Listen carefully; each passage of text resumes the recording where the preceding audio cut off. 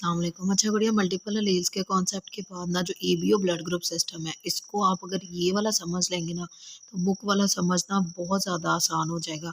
जो ABO blood group system है ना वो मल्टीपल एलील की ही हमारे पास एग्जांपल है, क्योंकि हमारे पास जो क्रोमोसोम नंबर 9 के ऊपर एक पोलीमॉर्फिक जीन होती है आई। पोलीमॉर्फ का मतलब होता है एक से ज़्यादा फॉर्म में पाई जाने वाली। तो वो जो पोलीमॉर्फिक जीन है क्रोमोसोम नंबर 9 पे, उस पे 3 लेवल पे म्यूटेशंस हुई और उससे फिर हमें 3 कैटेगरीज के मल्टीपल एलील्स मिल गई, एक आई ए, एक आई बी और एक स्मॉल आई। जिसमें जो कैपिटल आई है, ठीक है, वो डोमिनेंट है ओवर स्मॉल आई, जो कि रिसेसिव कहलाएगा, ठीक है। और एक और इसकी डोमिनेंसी में खास बात है कि जो आई ए और आई बी ये दोनों जो हैं ये को डोमिनेंट है। इसका मतलब यह है कि जो दोनों एलील्स जब किसी ऑर्गेनिज्म में मौजूद होंगी तो दोनों ही एक्सप्रेस करेंगी, ठीक है। अब ये जो अलील्स हैं ये बेसिकली करती क्या हैं, ये हम यहाँ पर डिस्कस करेंगे। हमने कहा कि हमारे पास जो ये अलील है आई ए, ये रिस्पॉन्सिबल होती है किसी पर्सन के ब्लड के अंदर उसके जो रेड ब्लड सेल्स है ना, आरबीसीज, ठीक है, उन रेड ब्लड सेल्स की सरफेस के ऊपर एंटीजन की प्रोडक्शन के लिए, इसके ऊपर जो एंटीजन प्रोड्यूस कराना है उसकी प्रोडक्शन के लिए एक जीन रिस्पॉन्सिबल है, विच इज़ जीन आई।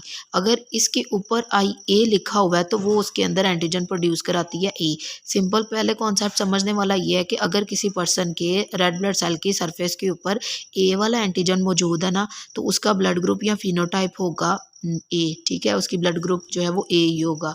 और जो एंटीबॉडीज़ उस पर्सन के अंदर प्रेजेंट होंगी ना, वो एंटी बी एंटीबॉडीज़ होंगी। यहाँ पर ये आपने याद रखना है कि जिसकी बॉडी के अंदर ए एंटीजन है उसका कॉरेस्पॉन्डिंग एंटी ए एंटीबॉडी उसमें कभी भी प्रेजेंट नहीं होगा, बिल्कुल उसका ऑपोजिट एंटी बी एंटीबॉडी उसके अंदर आएगा। क्योंकि अगर ये सेम सेम हो ना तो ये दोनों आपस में रिएक्ट कर जाते हैं और रिएक्शन के नतीजे में ना हीमोलाइसिस हो जाती है। हीमोलाइसिस का मतलब होता है कि रेड ब्लड सेल्स का बर्स्ट कर जाना, ब्रेक कर जाना, या अग्लूटिनेशन और क्लम्पिंग हो जाती है कि सेल्स जो हैं वो एक जगह पे एक क्लम्प सा बना देते हैं, मतलब वो वहाँ पर एक लोथड़ा सा बना देते हैं, क्लम्पिंग की वजह से जम जाता है खून वहाँ पे, तो अग्लूटिनेशन हो जाती है, सेल्स वहाँ पे बर्स्ट कर जाते हैं, ठीक है। तो एक पर्सन जिसके पास ए एंटीजन है उसका ब्लड ग्रुप है ए, जिसके पास बी एंटीजन है उसका ब्लड ग्रुप है बी, जिसके पास ए और बी दोनों एंटीजन है उसका ब्लड ग्रुप है ए बी, और जिसके पास दोनों एंटीजन नहीं ना है उसका ब्लड ग्रुप होता है ओ। क्योंकि हमारे पास जो है एबीओ ब्लड ग्रुप सिस्टम में 4 टाइप के ब्लड्स जो हैं वो मौजूद होते हैं, ए बी और ओ, ठीक है। तो एंटीजन की बेस पे हम डिफाइन करते हैं ब्लड ग्रुप, और जो एंटीबॉडी हमने डिफाइन करनी है ना, वो जो एंटीजन होगा उसकी कभी भी जो है कॉरेस्पॉन्डिंग एंटीबॉडी नहीं होगी, उसके ऑपोजिट आएगी। सपोज ए एंटीजन है ना जैसे, और ब्लड ग्रुप ए है, तो एंटीबॉडी होगी एंटी बी एंटीबॉडी, और बी एंटीजन है तो एंटीबॉडी होगी एंटी ए एंटीबॉडी। जब भी कोई न्यूबॉर्न पैदा होता है ना तो फ्यू मंथ्स के बाद ही कुदरती तौर पे उसकी बॉडी के अंदर एंटीबॉडीज़ बनना शुरू हो जाती हैं। और वो एंटीबॉडीज़ कैसे बनती है कि ए एंटीजन है तो एंटी बी एंटीबॉडी बनेगी, बी एंटीजन है तो एंटी ए एंटीबॉडी बनेगी। अब ये ऑपोजिट है, ठीक है। अगर ए और बी एंटीजन दोनों हैं तो फिर कोई भी एंटीबॉडी नहीं होगी, क्योंकि जब भी सेम एंटीबॉडी होगी तो फिर आपस में रिएक्शन होगा और जो आरबीसीज हैं वो ख़राब हो जाएंगे, उनकी लाइसिस हो जाएगी।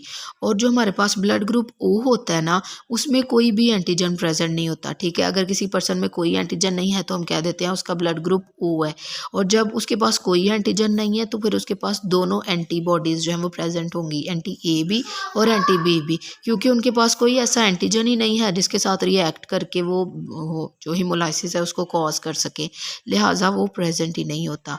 अब एंटीजन की बेस पे हमने ब्लड ग्रुप बताया, ठीक है, और उसके बाद हमने कुदरती तौर पे जो उनकी बॉडी में एंटीबॉडीज़ प्रोड्यूस होती हैं उनकी भी बात हो गई, जो कि ऑपोजिट होंगी। अगर ए बी दोनों एंटीजन है तो फिर कोई भी एंटीबॉडी नहीं होगी, और अगर कोई एंटीजन नहीं है तो फिर दोनों एंटीबॉडीज़ होंगी, ठीक है। यहाँ तक बात क्लियर होनी चाहिए। उसके बाद फिर हम आगे मूव करते हैं। नेक्स्ट बात आती है जीनोटाइप की। जीनोटाइप जो है वो आपको पता है उसमें हम जीन्स का जिक्र करते हैं, अलील्स को पेयर की फॉर्म में लिखा जाता है।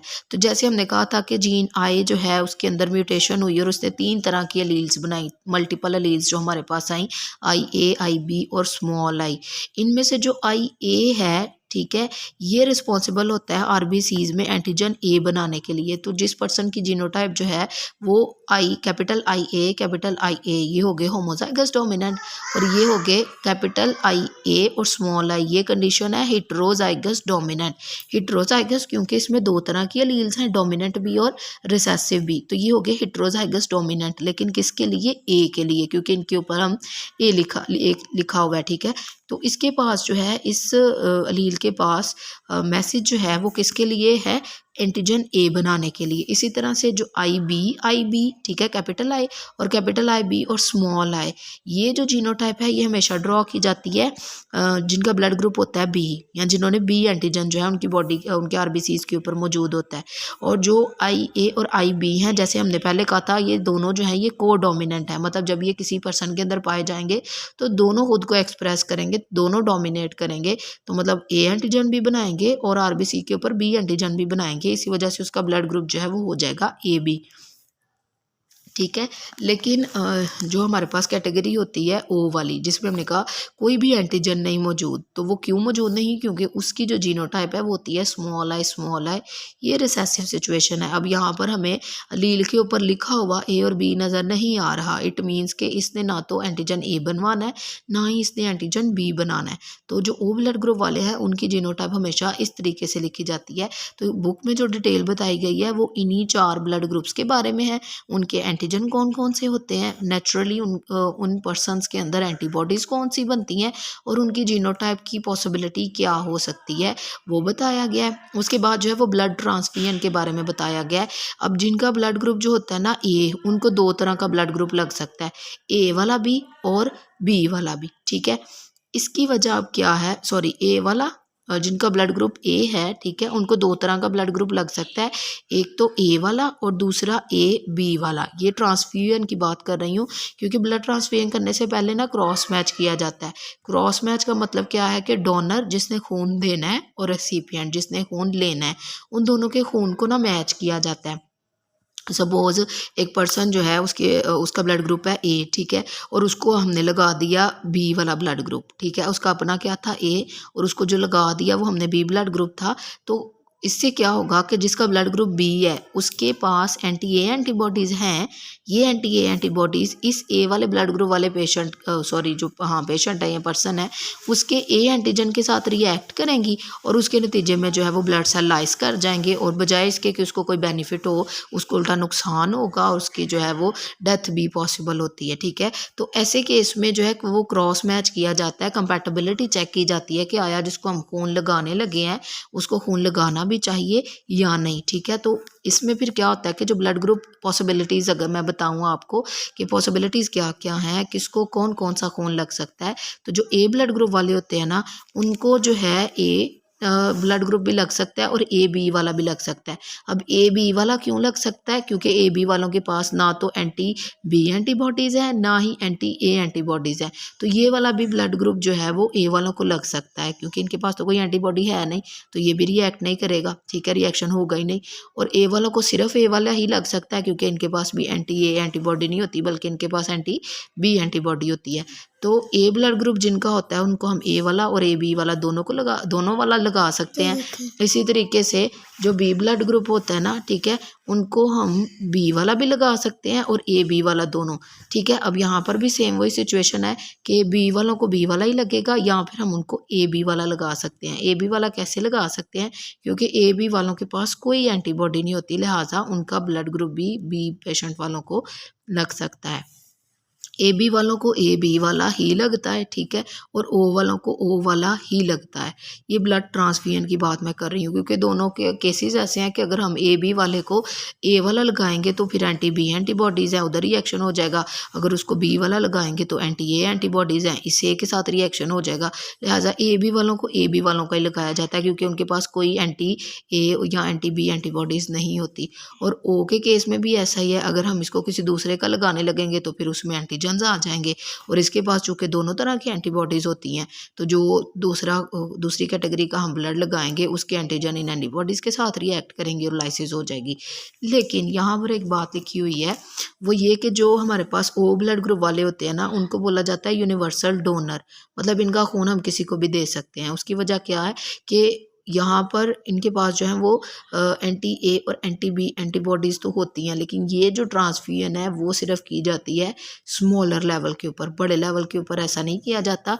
और जो ए बी ब्लड ग्रुप वाले हैं इनको बोला जाता है यूनिवर्सल रिसिपिएंट, मतलब ये किसी से भी ब्लड ग्रुप जो है वो रिसीव कर सकते हैं क्योंकि इनके पास कोई भी एंटीबॉडी प्रेजेंट नहीं होती, तो इनको जो है वो लगाया जा सकता है बाकियों का। लेकिन ये याद रखना है कि ये जो दोनों कैटेगरीज हैं ये हमेशा जो ट्रांसफ्यूजन स्मॉलर लेवल पे की जा रही है ना, जब बिल्कुल थोड़े से ब्लड की ज़रूरत हो तब ऐसा पॉसिबल होता है। अदरवाइज जो है जो पॉसिबिलिटीज़ हैं वो यही है कि ए वालों को ए और ए बी वाला लगाना है, बी वालों को बी और ए बी वाला लगाना है। इस केस में भी उनका ये कहना है कि यहाँ पर जब हम छोटे लेवल पे करते हैं ना, जैसे ओ वाला जो है वो हम लगा देते हैं, ए बी वालों को लगा देते हैं जिनके पास दोनों तरह के ए और बी एंटीजन है, तो जब वो स्मॉल लेवल पे होता है ना तो उसमें बिल्कुल थोड़ी सी अमाउंट जो है वो ट्रांसफ़र होती है और वो फ़ौरन से ब्लड के अंदर डिज़ोल्व हो जाती है, तो रिएक्शन नहीं हो पाता, ठीक है। लेकिन अगर कोई अमाउंट जो है वो ज़्यादा अमाउंट में कोई एंटीजन या एंटीबॉडी ज़्यादा अमाउंट में किसी दूसरे पेशेंट के अंदर चला जाए ना तो फिर उसके रिएक्ट करने के चांसेस ज़्यादा होते हैं। तो ये वाला जो है हमारे पास एबीओ ब्लड ग्रुप सिस्टम है। दैन ब्लड ट्रांसफ्यूजन की जो पॉसिबिलिटीज़ हैं वो आ जाती हैं। उसके बाद जो है एक हम कहते हैं कि जी आपका ब्लड ग्रुप क्या है, तो बताया जाता है ए पॉजिटिव बी पॉजिटिव। तो ये जो पॉजिटिव और नेगेटिव साइन वाली बात है ना, ये बेसिकली बेस करती है आरएच ब्लड ग्रुप सिस्टम के ऊपर। अब ये आरएच ब्लड ग्रुप सिस्टम जो है पहली दफ़ा जो साइंटिस्ट ने डिस्कवर किया था ना वो उसने रहीसस मंकी के अंदर किया था। तो मंकी के नाम के पहले रहीसस से आर एच जो है ना वो ले लिया गया, ये स्मॉल एच है, ठीक है, आर एच, ठीक है। तो इसके लिए जो जीन्स जो होती हैं वो 3 है, सी डी और ई, लेकिन इसमें जो सबसे इम्पॉर्टेंट है ना वो डी जीन है, वो एक लोकस पे प्रेजेंट होती है, और जो सी और ई है ये अल्टरनेटिवली जो है वो लोकसिस के ऊपर प्रेजेंट होती हैं। लोकस आपको पता है वो जगह होती है जहाँ पे अलील प्रेजेंट हो। तो जो डी जीन है वो डोमिनेंट होगी ओवर स्मॉल डी, ठीक है, जो कि रिसेसिव कैटेगरी होगी। आरएच ब्लड ग्रुप सिस्टम में अब हमने पॉजिटिव और नेगेटिव को कैसे डिफाइन करना है।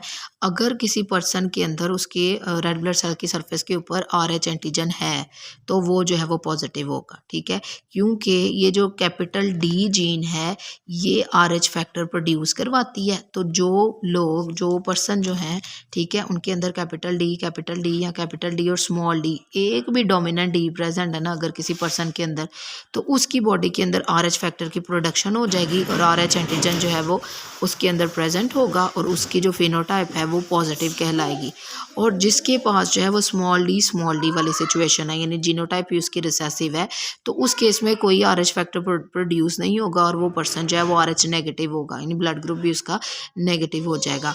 इस केस में मैंने आपको कहा था कि एंटीबॉडीज़ बर्थ के कुछ महीनों बाद नेचुरली जो है वो प्रोड्यूस होना शुरू हो जाती हैं, लेकिन इस केस में क्या होता है कि एंटीबॉडीज़ ऑन स्टिमुलस प्रोड्यूस करती हैं। स्टिमुलस का मतलब क्या है कि जब तक किसी पर्सन के ब्लड के अंदर आरएच एंटीजन बाहर से नहीं ना आएगा तब तक उसकी बॉडी के अंदर जो आरएच एंटीबॉडीज़ हैं, ठीक है, उनकी प्रोडक्शन नहीं होगी। इस बात का मतलब क्या है, एक पर्सन जो है वो आरएच नेगेटिव है, मतलब उसके पास आरएच एंटीजन नहीं है, ठीक है, लेकिन बाहर से इसको अगर ऐसा ब्लड लगा दिया जाए किसी पॉजिटिव वाले का जिसके अंदर आरएच एंटीजन है, तो फिर क्या होगा कि इसका इम्यून सिस्टम रिएक्ट करेगा और वो उसके अंदर जो है वो आरएच एंटीबॉडीज़ की प्रोडक्शन स्टार्ट कर देगा और फिर जो है यहाँ पर लाइसिस हो जाएगी, ठीक है, खुद से जो अच्छा यहाँ पे लाइसिस नहीं होगी। अब ये पर्सन नेगेटिव वाला था, इसके पास आरएच एंटीजन था ही नहीं पहले से,